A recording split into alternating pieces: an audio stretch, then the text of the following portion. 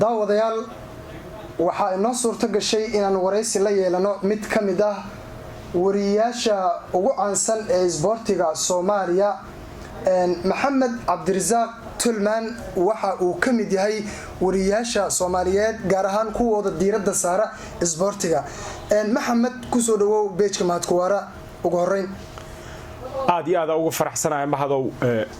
taariikhdana wax badan bay xustaa horta waa markii ugu horeysay ee waraysi live ah qof uu ila yeesho waana kaaga mahad celinayaa mahad aad baad u mahadsan tahay annagana waan kaaga mahad celinaynaa waqtigaada qaaliga ah ee aad na siisay Maxamed su'aasha ugu horeysa aan ku weydiinayo waxay tahay goorma ayay kugu dhalatay in aad wariye noqoto markaagii kugu horeysay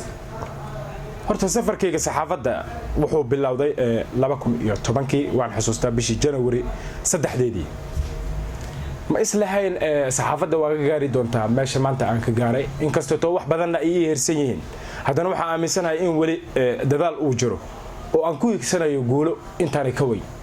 2010 ayaad ku soo biirtay saxaafadda waxaad ku dhex jirtaa muddo 10 sano ah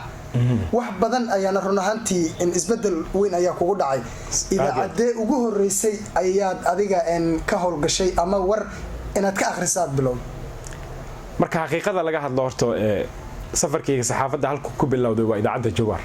si fiican aad ayaan ugu mahad celinayaa saaxiibadii garabka isoo siiyay waxa jira qof marnaba aanan iloobayn waana Bashiir Cali Daahir Caana Boore oo qayb libaax ka qaatay in halka aan ka shaqo bilaabo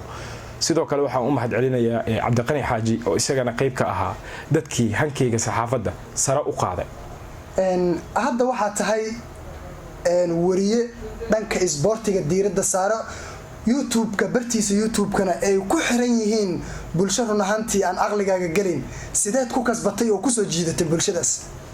aniga ma islahayn dhaqdhaqaaq intaan ilaag ayaad ka sameyn doontaa YouTube-ka inkastoo caqabado yar ay ila soo gudboonaadeen bilooyinkii ugu dambeeyay haddana mar kale ayaan dib u bilaabay shaqooyinkayga YouTube-ka anigoo ka hadlaya waliba arrimaha ciyaaraha farxad weyn ay tahay walina ma gabin kaalintii saaxiibaday oo had iyo jeer waa kuwa garabkayga taagan aniga ma dhaw micnaha taageerayaashayda waa saaxiibaday iyo walaalahay jaceelkoodana had iyo jeer waan ugu mahad celinayaa Maxamed waxa jiro sidaad ii sheegtay caqabado ku soo wajahay maxaa ka mid ah caqabadahaasi xagga saxaafadda wallahi horta saxaafadda waa iska caqabado badan tahay laakiin hadda caqabad saas u weyn nolosheedaba lama kulmin waxa arki jiray wariyaal si qaas ah iyo qadariya maamul si qaas ah iyo qadariya dhibaato aad u badan ma kala kulmin saxaafadda inkastoo caqabadaheeda iyadana ay iska wadato laakiin dhib saas u weyn ma kala kulmin marka dhanka YouTube-ka aan aadno waxa jiro markii wariyuhu caan noqdo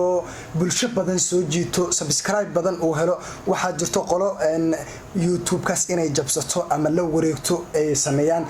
ma kugu dhacda adiga in YouTube-kaaga la soo weeraro mar qura wallahi laba bilooda hawada ka maqnaay laba bilooda la wareegay ugu dambeeyteena ilaaha maad iska lahaa qofka la wareego ba iska qof xoga iska naxariis badan ugu dambeeyteena diban u helay bal wax naga fahansii qaabkii aad u soo ceshatay YouTube-kaaga mar hadii laga la wareegay bal bulshada fahansii qaabka aad adigu u soo ceshatay waliba waxa jiro wariyaal badan oo ka cabaadaya page la jabsaday YouTube laga la wareegay bal qaabkay ku soo celisay horta waa jiraan marka xaqiiqada laga hadlo rag haakara oo waxa shaqadooda ay tahay laakiin aniga ilaaha mahad iska lahaa waxaan aad ugu mahad celinayaa in mar kale Twitter channel gacanteedu uu ku soo laabto ilaaha ku mahadsan horta marka xigtana nin Cabdiraxmaan Gacaltooy laayo engineer ah ku guuleystay in YouTube-kayga mar kale gacanta aan ku dhigo marka isaga sababteeda aniga ma dhihi karo cilmi gooni ah uma lihi macna hadii aan wali dhibaatada YouTube-kan ku sii jirnaaye ani ahaan tusaale hadii la jabsaday channel-kaygu dibna loo soo celiyo suurtagal ay noqoto ma la dareemaya oo ma aqoonsan kara Twitter channel dadkii jabsaday bulshada wuxuu fahansi wallahi waxa uu lagu leeyahay qofkaas wuxuu joogaa meel hebel laga jabsaday ma ogeey ma lagu dhihi karo hebel gurigaas uu joogay waxaas ma jiraan bal Maxamed hadda waxa tahay wariye caana dhanka ciyaaraha lagu bartay bulsho badan ku xiran bartaada YouTube-ka saxaafadda han intee leeg ayaad ka leedahay ma intan YouTubers caana aad noqoto mise aad heer ka sareysa gaarta rajaynaysa wallaahi horta qof waliba yool iyo higsiyo leeyahay waxaa higsanayaa waxay tahay horta in geedan saxaafadda ah aan guul weyn ka gaaro waa dadaalay intii dadaalkayga uu gaarsiiyaa maanta jooga haddii sii dadaalana waxaa hubaa intaa higsanaya in ka badan inaan gaari doono marka higsigayga weli waxa waaye ma gaari anigii saa aaminsanahay maxamed maalin ka hor ayaa dib ugu soo laabatay magaalada jowhar ee caasimadda hirshabeelle hadda waxaan waraysiga aan ku qaadanaynaa istuudiyihii halkii aad ka bilowday saxaafadda inaad kusoo birtay raadiyo jowhar bal ka waran safarkaagii muqdisho iyo saxafiyiinta muqdisho siday kula dhaqmeen ma gacal tooyo iyo weji furan saaxiibtinimo lagu tusay mise jowhar inaad isaga soo laabata doorbida maya horta aniga ma ila aha in jowhar horta nagi aan ku sii ahaan doono laazim waa muqdisho waa u laabanaa oo maxaa yeelay waa caasimadii dalka kumanaan qofooda aniga ugu xidhanna waa ay joogaan oo jecel had iyo jeer in barnaamijyadeeda idaacad hadday ahaan lahayd iyo haddii TV ay ahaan lahaydba ay kala socdaan hadda waxaa u imaaday un waa xoogaa yar oo iska nasiiro ah waa laaban doonaa waa iska dareemi kartaayo qofka sii beri markii waalid uu ka dambeeyo oo usoo hilooba meeshuu joogo si fiican aad iyo aad maxamed cabdirasaaq tulman waa wariyihii waraysigiisa sida tooska weli aad ula socotaan waxaan rabaa maxamed in bulshada inkastoo kumanaanka qofood ee ku xiran Tolito Channel ay maqleen qaabka adigoo waxaan falaqeynaya ama ciyaar tabinaya waxaan ka rabaa si live maanta inaad na tusto qaabka ciyaaraha loo tabiyo iyo qaabka aad wax u falaqeyso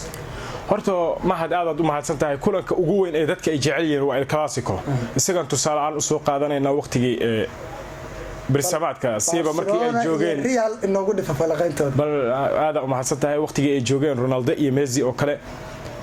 كاري وكله كأوجو الدنيا وإل كلاسيكو عيارته وحي كذا عيسى استاديها كامنو وأنا كل مية إلا بدأ عيارته أوجو عن أوجنا ونكسر عالم كان سيبا كريستيانو رونالدو بقر كريستاليسا وفديجيسا وياهي مقالة مدريد إيا وليبا ليونال ميسي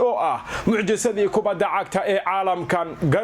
غرغو يغاشان مغافي إساقو وميد كاميدا حدقاها أقوى عن أقونا وراكسان دونيدة لابدو دا أيا كوير داما يا استاديها كامنو كولان كان وكولان واي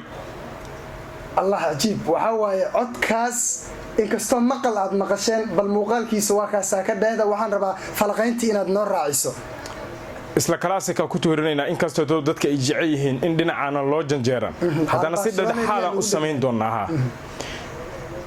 xalay waxa annaga oo dhan aan u wada meel fadhinay kulanka ugu wacan uguna wanaagsan caalamkan ee El Clasico waxaana ay ahayd ciyaar u dhaxaysay Barcelona iyo Real Madrid ciyaarta halka ay ka dhacaysayna waxa ay noqonaysay istaadiyaha Santiago Bernabeu waxaana uu ahaa kulan si weyn ay ugu hardameen labada ciyaartooy ee ugu wanaagsan dunida tan sida Cristiano Ronaldo iyo Lionel Messi banoniga labada kooxood ay soo bandhigeen waxa uu noqonayay ciyaar ku salaysan weerar iyo difaac inta aad ku kasbatay in kumanaan bulsho Soomaaliyeed ay ku xirnaadaan janalka Tolito maxaa rajaynaysaa intaan in ka badan aad iyo aad waxaan rajaynaa intaan in ka badan in dadaalkayga asii laba jibaaro in kasto maalmo aan ka maqnaa YouTube-ka haddana dib ugu soo laabtay insha Allah waxaan rajaynaa in guul weyn halkaas aan ka soo hooy intaasi ayaan ku soo gabagabeynaynaa daawadayaal waraysiga tooska aanu la yeelanay Maxamed Cabdirasaaq Tulman oo ah wariye Soomaaliyeed dhanka isboortiga diiradda saaran runaantii geyiga Soomaaliyeedna si weyn looga yaqaano waxa dhanka kaamirada inaga saacideeyay Saadaq Ali Ismaan Saadaq Baajka anigoo mahad waxaan waraysanayay Maxamed Cabdirasaaq Tolito saaxiib waan kaaga mahad celinayaa waqtigaaga qaaliga ee aad noo hurtay waxaan ku leenahay horumar iyo hiigsi wacan ayaan ku rajaynaa aad iyo aad ugu faraxsanahay anigana in markii ugu horeysa kaamira aan ka soo muuqdo waad mahadsantahay